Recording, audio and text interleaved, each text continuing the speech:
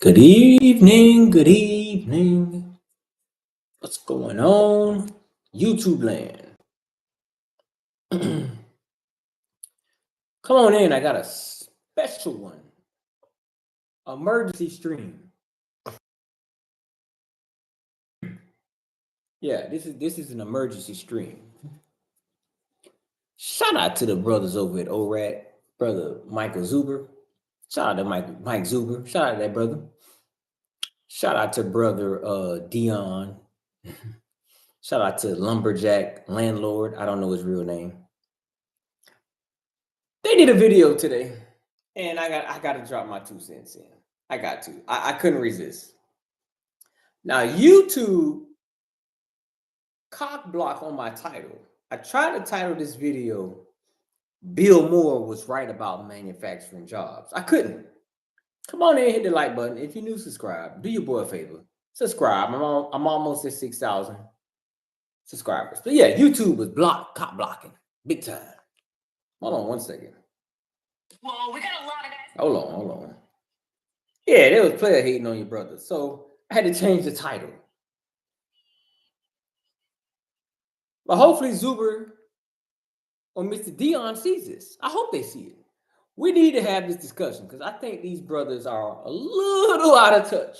And I'm going to put things into context. I'm going to play a clip. Okay. I'm going to play a clip. And I'm going to give my response. And, you know, we're going to talk some numbers. So without further ado, this is ORAT, one rental at a time, Mr. Zuber. Today, let me pull up this clip. Take a listen. We're going to play this. Can y'all see that? Can y'all see that? Can y'all see that? Let me make sure. Yeah. All right. So I've been following Mike for about a year. Great insight. So let me give some context right now.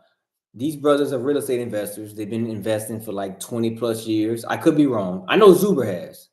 And I think Dion has been real estate investing for 20 plus years. I don't know about the Lumberjack Landlord. They have a ton of experience and they're wealthy. They're millionaires. So let's play the clip.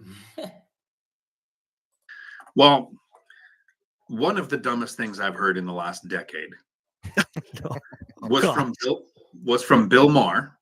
Yeah. Now I really like that he kind of stays. Shout out to Bill Moore. By the way, let me throw this out here.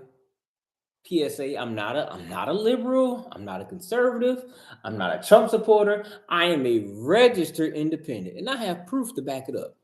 In the middle, he leans left, he leans old school left, more 1980s liberal than current liberal. He calls out both sides for their stuff. So I watch him because he'll have that debate with somebody, like him or not, and he'll give the other person a voice. But he actually said the dumbest thing I've heard in 10 years. Oh no.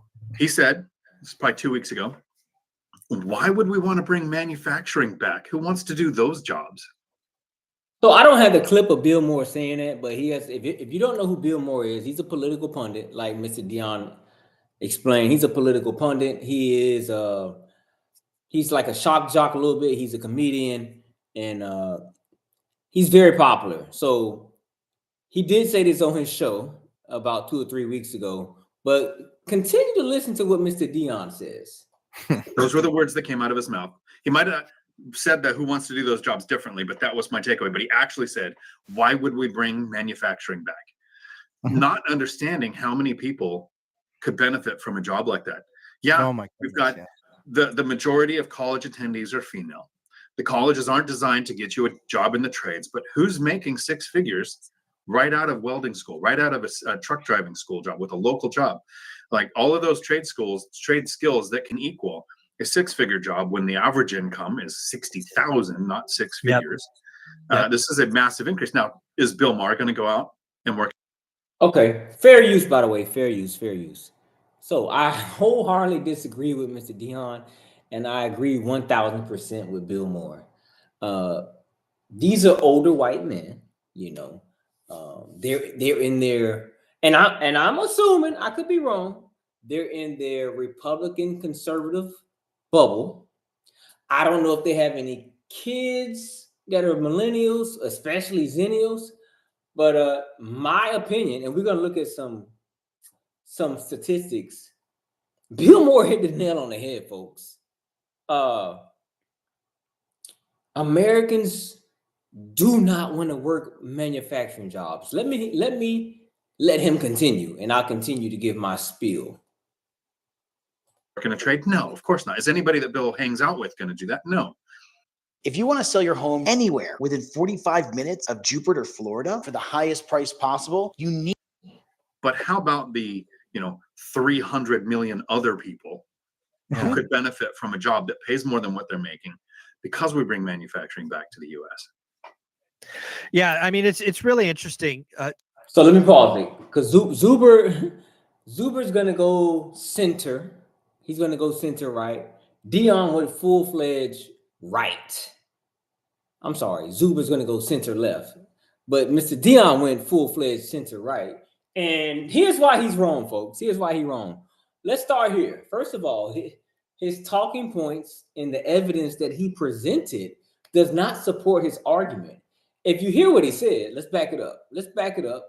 If you hear what he said, shrink back, not understanding how many people could benefit from a job like that.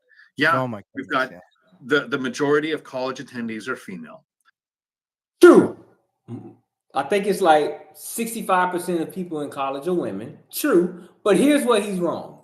The colleges aren't designed to get you a job in the trades, but who's making six figures right out of welding school, right out of a truck driving school job with a local job? Like all of those trade schools, trade skills that can equal a six-figure job when the average income is 60,000. He said, Bill Moore said the dumbest statement in the world by saying, who wants to work manufacturing jobs? This brother just said welding and truck driving. And he said colleges don't produce trade skill workers. 1000% true. Well, from my last time I checked, welding is not a manufacturing job. I could be wrong in that, in the context of maybe a steel manufacturing plant where you need welders to weld stuff together. I could be wrong, but a welder is a trade. Number two, a truck driver is definitely not a manufacturing job. Last time I checked. It's a skill, it's a trade, but it's not a manufacturing job. Now, it might get some benefits of manufacturing plants, which Zuber is going to allude to, and he kind of contradicts everything Mr. Dion just said.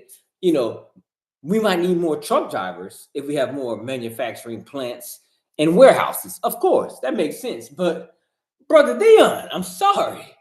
Last time I checked, most of these young kids, and listen, and I'm generalizing.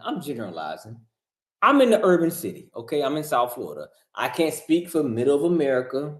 I can't speak for the Rust Belt. But for the most part, and we're going to talk age, and we're going to look at some numbers on Google. For the most part, these kids don't want no part of doing manual labor. So that's my argument number one on why he's wrong. Argument number two on why he's wrong.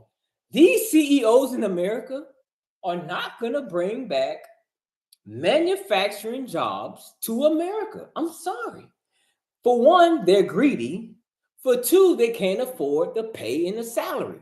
It doesn't make sense. And they're going to make an iPhone analogy, and they go off on the deep end. You know, me being a former employee at AT&T who used to sell cell phones, I'm going to dissect why the average American can't afford a $3,000 cell phone. So that's my second argument. Like, it's just not feasible. These freaking CEOs are the racket. They're the reason why employees are making slave wages. Look at the top CEOs: Starbucks, Amazon, Google, Walmart. Go look at their employees.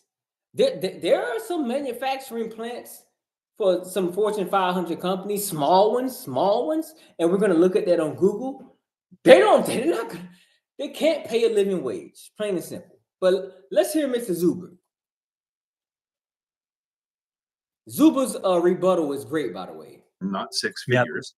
Yep. This is a massive increase. Now, is Bill Maher going to go out and work in a trade? No, of course not. Is anybody that Bill hangs out with going to do that? No. But how about the 300 million other people who could benefit from a job that pays more than what they're making because we bring manufacturing back to the U.S.? Yeah, I mean, it's really interesting to think about this because, well, let's just have this discussion. Let's talk about Apple iPhones, right? Let's just have this discussion, right? There, I forget who said it. Somebody said, let's get. By the way, before Zuber starts his sentence, what kid what teenager right now wants to go through high school, graduate, say, oh, I don't want to go to college. Oh, I don't want to go to military. I want to get a skill or a trade. Yeah. What percentage of teenagers have that thought process? Minimal. These teenagers want to be YouTubers. Okay. They want to be an NBA star, NFL star. They want to be famous. They want to be actors. And they want to drive for Uber Eats and damn DoorDash. These kids don't want to work, man. I'm sorry. They're out of touch. I'm sorry. But let's keep going. Get Apple to bring iPhone manufacturing back to the United States. I talked about it today on. And I know what you guys are saying. Well, what about the workers who are like 40 years old and 50 years old? What about that demographic? I'm going to talk about them too, but let Zuber go. The Daily Financial News. I think, Dion, you were on for that. The reality is, just the reality, if we want Apple to make iPhones in the United States, a couple of things have to happen first. One, you have to build the manufacturing plants. I have heard estimates of between $20 and $30 billion to create said plants. And oh, by the way, it'll take 3 or 4 years. So that's another look at Dion's face. He's like, damn it. He's like, damn it, why did he say that? Damn it, why did he just prove me wrong? Yes, it will take years. And see, all of these guys are for tariffs. And Trump believes this is what tariffs are going to do. This is going to be the byproduct of tariffs that companies are going to tap out that have all these that are American companies that are outsourcing in other countries. They're going to tap out on tariffs. And by the way, Trump imposed a tariff on China where Apple iPhones are imposed, but he gave a reciprocal exception for computers, iPhones, and computer chips. Make it make sense. But second, the reality of this situation is it's going to be a hell of a lot robotic. There's not going to be people sitting over iPhones screwing in baby screws, right? And that's another thing. He hit the nail on. Look at Dion. He's like, damn. Whatever happened to Elon Musk, robotics, AI? Isn't robots taking over the world in the next 3 to 5 years? Like, we're not going to need humans. Robots in the next 5 years can be in manufacturing warehouses, assembling whatever. We're not going to need welders. We're not going to need general laborers because robots in the next 5 years are supposed to replace those jobs, take those jobs from humans. So what does Mr. Dion think we in 1955? Sorry, brother. That's not what will show up in the United States. It will undoubtedly have a lot of high-paying jobs, right? People working on repairing robots and maintenance, and it will have a lot of high-paying jobs, but not a lot of bodies, right? I don't know what the sweatshops in China have, but I'm going to assume for every 1,000 people over there, we would have 50 here, 100 here. On the head. Shout out to Zuber. I told you he was going to go center left. Like Dion, hello. Yeah, if you go to Thailand, if you go to Philippines, if you go to a sweatshop, you will see thousands of workers, slave workers. He's going to call them slave workers, which I thought was just insensitive. But it's okay. He's making his point. They don't have the economy, the technology, and resources we do. They have to have all these human beings. That's probably right. And lastly, an iPhone produced in America will cost north of $3,000, not $1,000. And I'm all for it. If that's where we want to go, let's go. I'll upgrade my iPhone every 10 years instead of every 5 years. It's okay. I'm not opposed to this. I'm just saying. So here we go. And I got to bang on conservatives. I believe all these guys are Trump supporters. Fine. To each his own. Here we go. They're fine with paying for $3,000 iPhones. Ladies and gentlemen, they are all millionaires, by the way. They own a lot of real estate, okay, and have great social media platforms and brands. That's number one. Number two, it is not possible to sell a $3,000 cell phone in America. I don't care if Apple, whoever else, Google brings their manufacturing plant, because Google has sells cell phones also. If they bring their manufacturing for all of their technology products, computers, laptops, tablets, iPhones, Apple Watches, etc., AI goggles, they cannot afford to pay a living wage. What's a living wage in America? Well, that's kind of contingent on where you live at.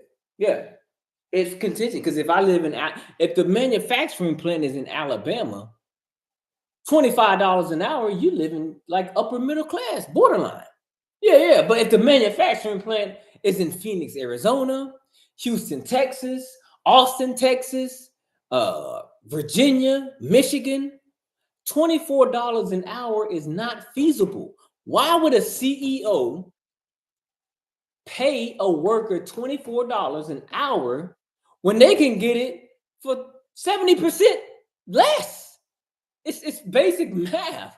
Why would I pay labor fees at $100 an hour, hypothetically, when I can get it for $30 an hour? Hypothetical numbers, so y'all can understand.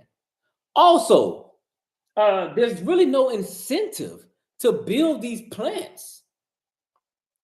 They have these CEOs already have everything logistically in place wherever it's at. Now they think the tariffs are going to work.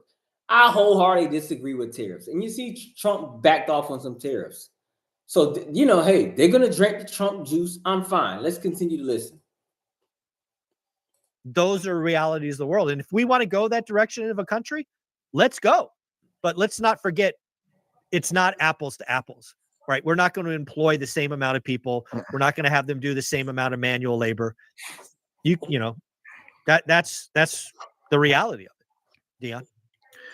So 2 things. First, I love how people are okay with lower prices as long as it was slaves that made it. Correct. Very insensitive. Like, these are humans. They're not slaves, Dion. They're not slaves. Dion, they're not slaves. Come on. You use the term sweatshop, right? That's what's happening now. We got people in unbelievable conditions making the things. And people are like, it's fine, as long as it's cheap, right? But here's the cool thing. Nothing we would tolerate here. Absolutely correct. Right. Nothing should be tolerated where it's happening either.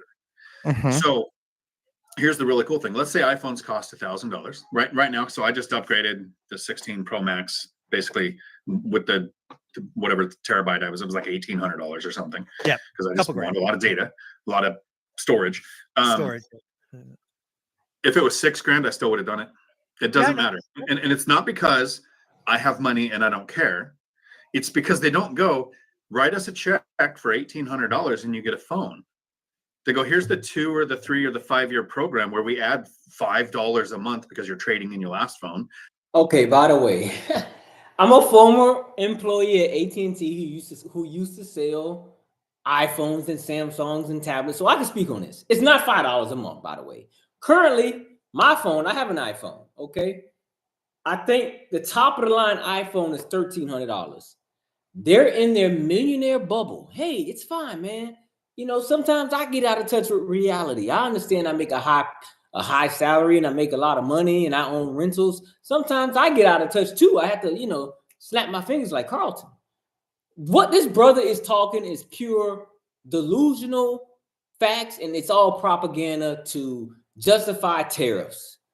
If iPhones hypothetically went to $3,000 per phone, the average American would not be able to afford them. Plain and simple. You mean to tell me, oh, it's not $5, it's like $50. It's like $50, so that would triple the bill, essentially. Yeah, they do have 2-year and 3-year plans. I'm on a 2-year plan. I pay 50-something bucks per phone. My cell phone bill would triple. Americans are living check to check, brother Dion. Like, this analogy that y'all used was terrible. You should have picked another analogy or example. Just my opinion. To get this new phone. So most of us will look at $5 or $10 or $30 a month to get the new upgraded device, whether it's Apple or the what's the poor person phone, Matt? You have one. Android. Google. Android. The most, Yeah, that's right. the most largely deployed one in the world. That one, yeah. Uh-huh. The quickest blocked one on all the dating apps one. Yeah. So you have Android, Apple. I Doesn't don't matter need what- that one, Dion. I don't need the dating apps where it's blocked. I'm good. So, and ironically, the Android phones are better. They always have a better sound, better camera, everything. So I'll absolutely be the first one to admit that. It's just funny how it works. It's the way they're sold and the way they're marketed. Sure. As a country, we wouldn't notice that it went 300% the price. That is such BS. Like, are you kidding me? Are you kidding me? You know, listen, there's rumors about the iPhone. For one, it's not happening because Trump gave them an exemption. Brother Trump gave them an exemption. Did you know how delusional they sound? Oh, it wouldn't even matter. Yes, it would, bro. An iPhone triples in price? Are you kidding me? Out of touch.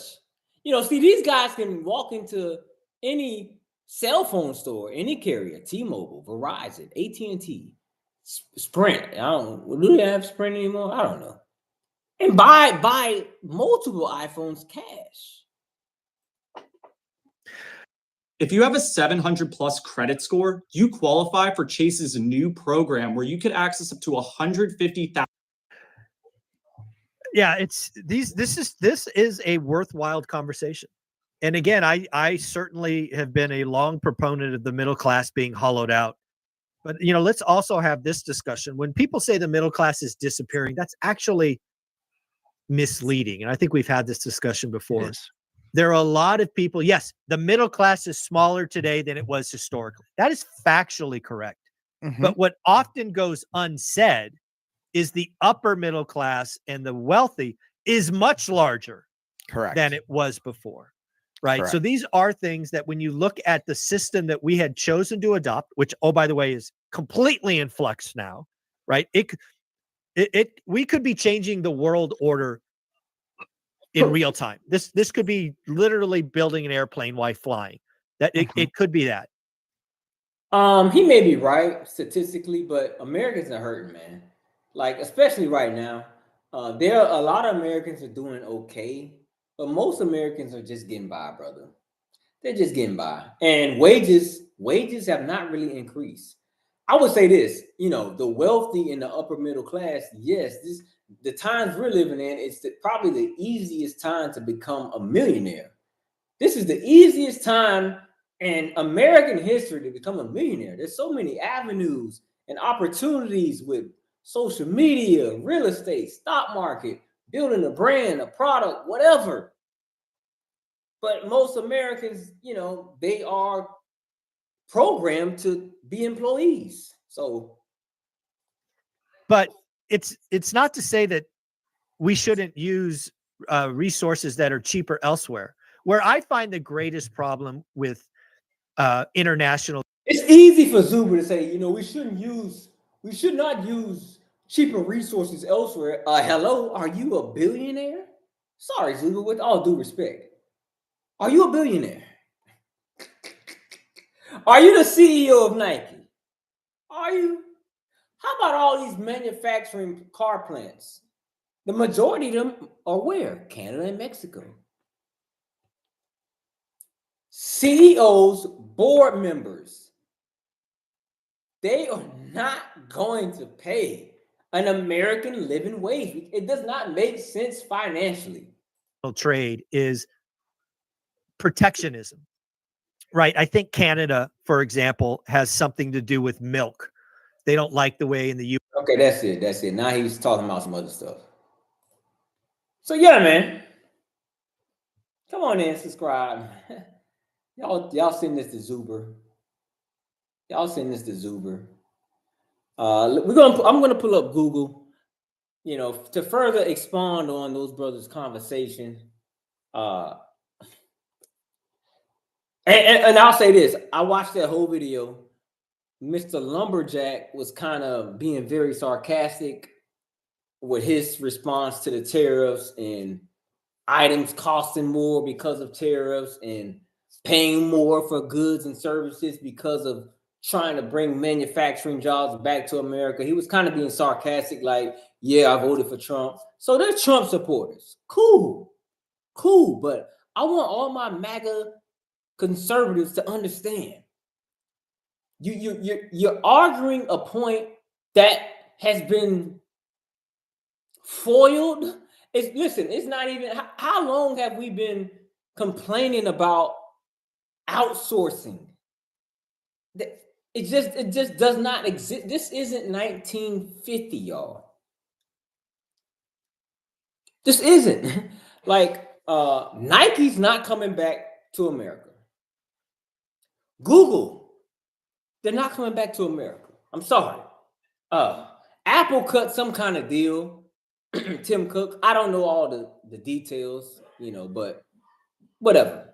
The main things we get in America, and this is for my brothers on the right.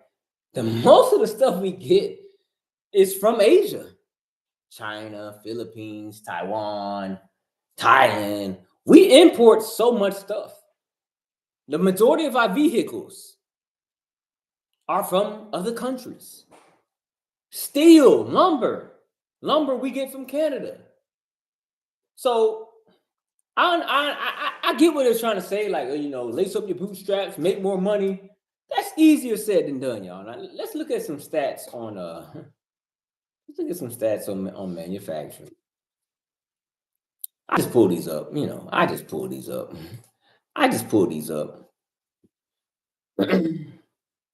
And let's do this right quick. Because I know what y'all saying. Well, you're talking about teenagers and zennials. What about, men who are grown? Okay, so let's talk about grown-ass Americans. And you know what I'm gonna bring up?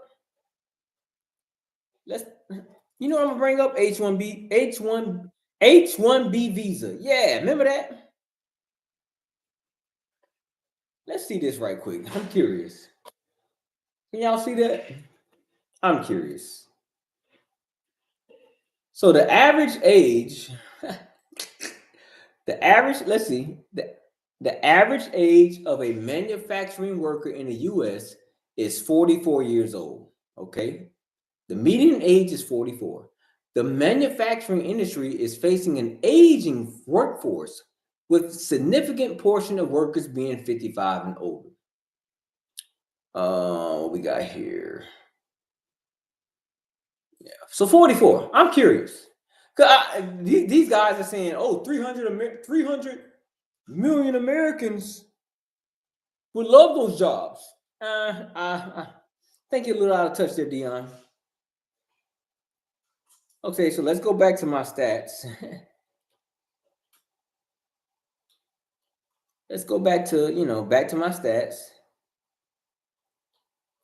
These young kids do not want to work in fucking warehouses. Excuse my language. They don't. They don't want to work in warehouses. Listen. I have two nephews. You know what they want to be? Social media influencers. And listen, I can't generalize. I can't project. But listen, these kids are not going to trade school. The reason I brought up H-1B visa, Trump supports it. Why? Ramaswamy Vivek. Remember him? He just went away. Remember what happened to him? And those and Elon Musk both said on Twitter, on record, Americans are lazy. They want to watch Netflix. They want to order food off DoorDash and Uber. They don't want to do no freaking work. They want to sit on the couch and watch WWF wrestling. This is facts, man. This ain't 1955. I keep saying that. Listen, let me just stop this right here.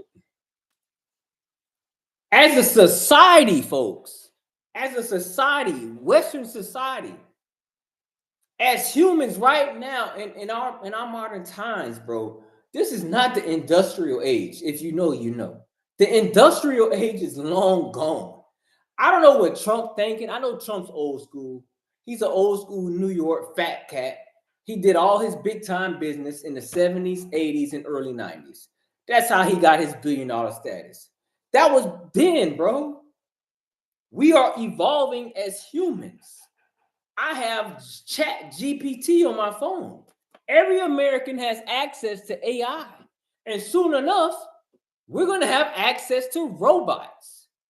This notion that we're going to somehow start manufacturing the majority of our goods in the States is a load of crock.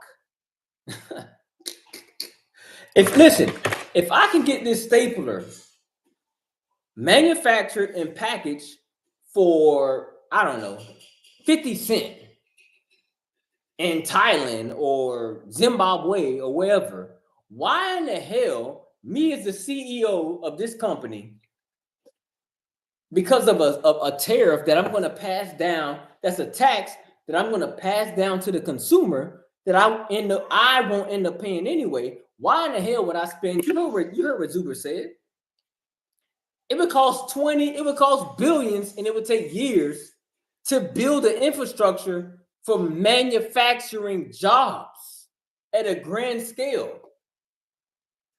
Why would I pay $3 when I could pay 30 cents? It's basic math. So I'm sorry, Bubble Boys. I call y'all Bubble Boys. I'm sorry, Bubble Boys. It's not happening. I'm sorry, Mr. Zuber. You kind of agreed. Well, you didn't agree. You kind of made sense of it, like, not so fast, Mr. Dion. All right, so let's look. Let's zoom in. February 2025, U.S. manufacturing sector employed roughly 13 million workers, a slight increase from previous months. While this number remains above pre-pandemic levels, manufacturing employment has shown a decline over the past year. The sector has historically been a significant employer, but its share of the total workforce has decreased over time, currently making up less than 10% of those employed. Like, come on, man. It's like my Republican brothers and sisters. Let's catch up with the times. China has already beaten us in education. They've beaten us at the AI race. They've beaten us at all these races. Can we catch up and not go back 70 years? Oh. Let's see. Manufacturing currently represents less than 10% of the workforce. That's my point. You know, it seems like it pays good. Manufacturing employees may earn an average of $102,000, $629 on average in 2023, including paying benefits. It seems like, what's up, Opioid? What's up, brother Opioid? Hit that like button. It seems like this is a great salary. You know, this is a top percentile salary, but it's just like what we manufacture. It's a dying industry, y'all. Plain and simple. Bill Moore's correct. It's a dying industry. All right. What else we got here? 9% of the population is in manufacturing. 9.7. Like, it's a dying industry, y'all. Let's say hello. Let's embrace the future. Instead of demeaning a sector of people, Dion, calling them slaves. How dare you? They're humans. They're humans. You know, instead of trying to dig up old bones and bring up the dead let's catch up with the future, man. We don't want to get left behind. Germany, Japan. These are advanced cultures. China, Switzerland. Let's catch up with the times, y'all. All right, that's it. Hit that like button, subscribe. Peace out.